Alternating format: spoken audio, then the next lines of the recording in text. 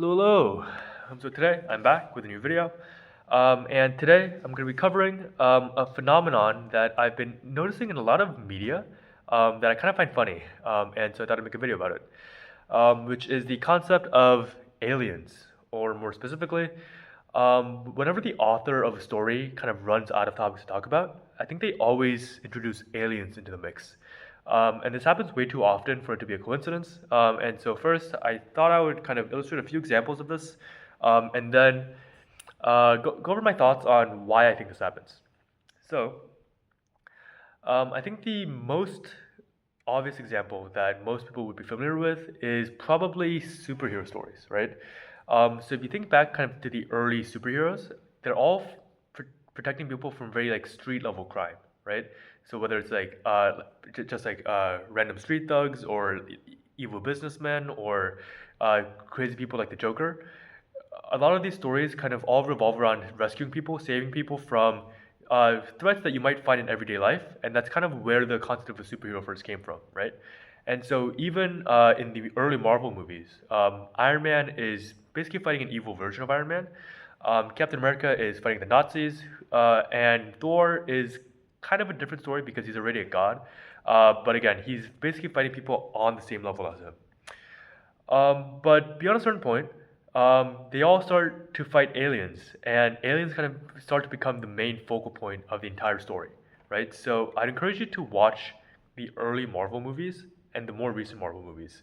You'll notice how the quote unquote the main story take kind of transitions from taking place on Earth to kind of shifting towards space all of a sudden, to the point where if a movie takes place entirely on Earth, it's kind of considered a secondary movie or secondary story because the main action is all happening in space and it all involves aliens.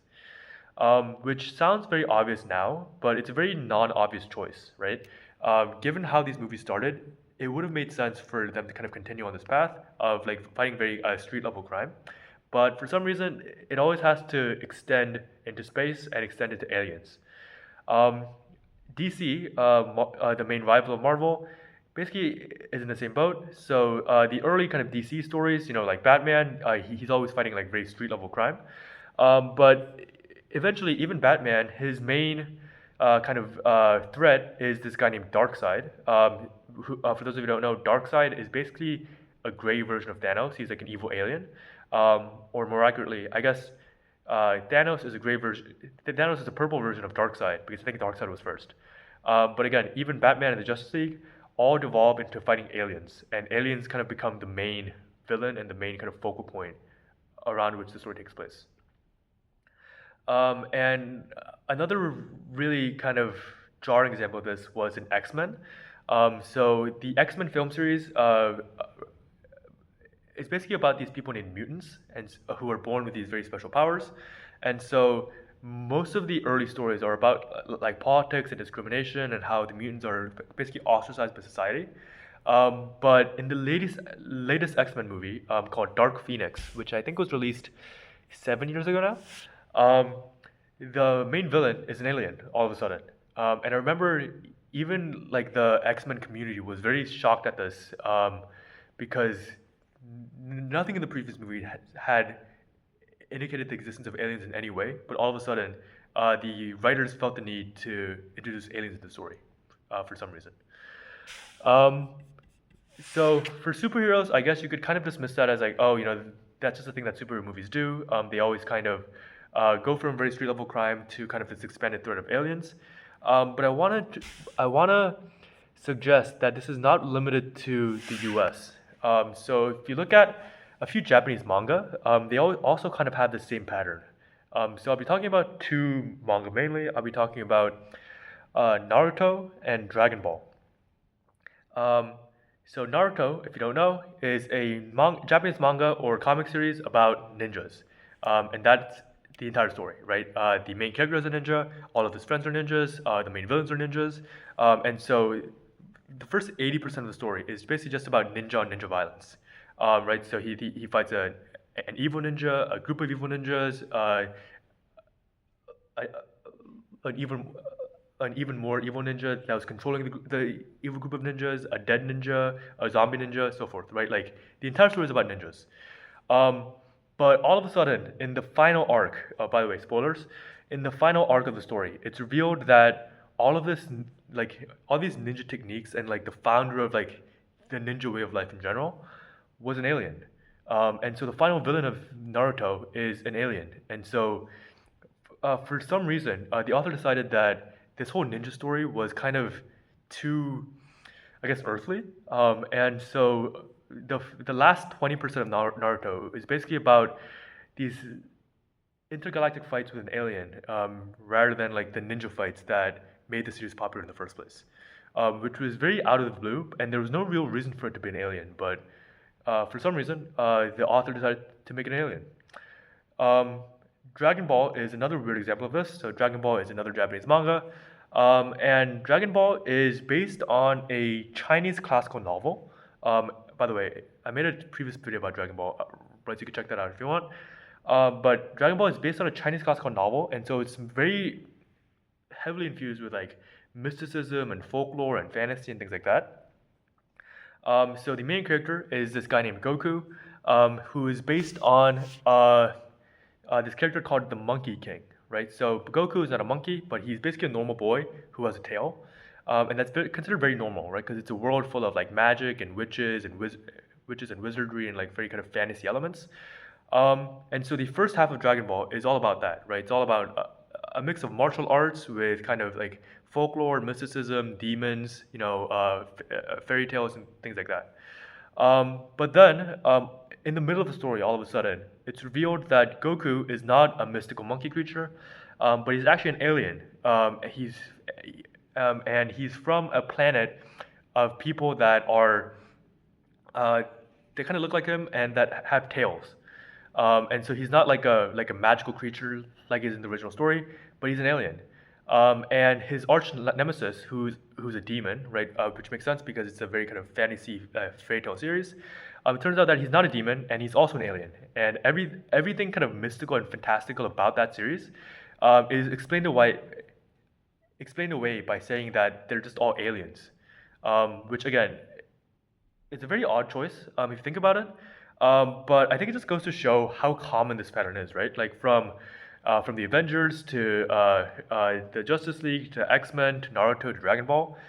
Beyond a certain point, everything just kind of devolves to aliens, and the authors kind of keep introducing aliens into the story as the explanation for everything. Um, and so, why do I think this happens?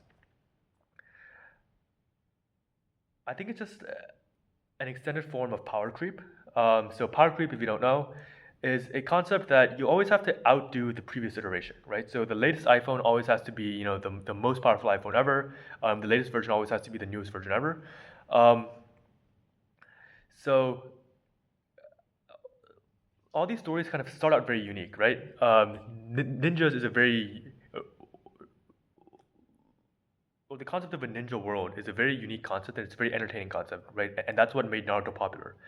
Dragon Ball, this kind of mystical Chinese classical kind of atmosphere is a very popular vibe, and so that's what made Dragon Ball popular in the first place. Same thing with say Iron Man, his kind of techno futurist vibe is what made Iron Man popular in the first place, and so forth, right? Like all of these series have their own vibe, have their own kind of very special, unique thing that makes them very popular. But after, let's say, 5, 10, 15 years of writing the same kind of stories, um, as happens to anybody, I guess, the authors and the writers always end up running out of kind of valid stories to talk about. And so they keep trying to expand and outdo the previous version somehow, right? And so, sure, Naruto can fight, a ninja at first, and then he fights a group of ninjas, and then maybe the master ninja and like an even more powerful ninja and so forth. But beyond a certain point, if you really want to kind of keep outdoing the previous version, then you always have to make the scale bigger, and that always leads to leaving the planet essentially, right? You need to save the entire Earth, right? So you go from saving normal people to saving the village, to saving the country, to saving the planet, to basically saving the universe. And for saving the universe, quote unquote, to make sense, the villain basically has to be an alien because that's the only way to make the story like on an intergalactic scale. Um, and so this video is basically meant to illustrate, I guess, a very interesting phenomenon that I've been noticing in a lot of kind of stories. And so while you're writing your story, I guess, uh, you know,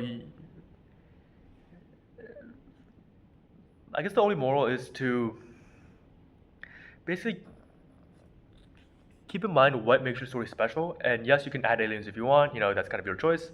Um, and I'll probably add aliens in my stories at some point too. But I think it's very important to kind of maintain what makes your story kind of very unique and special. So yes,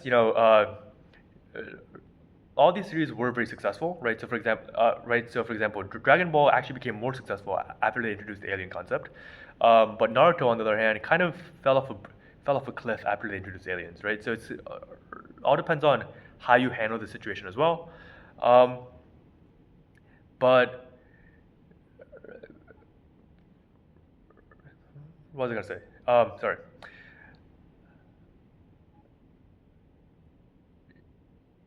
Every story starts with kind of its own special thesis about uh, the world it inhabits and the story that the author wants to tell. I think it's very important to not lose sight of that, just to kind of make the scale bigger, make the story more epic and things like that.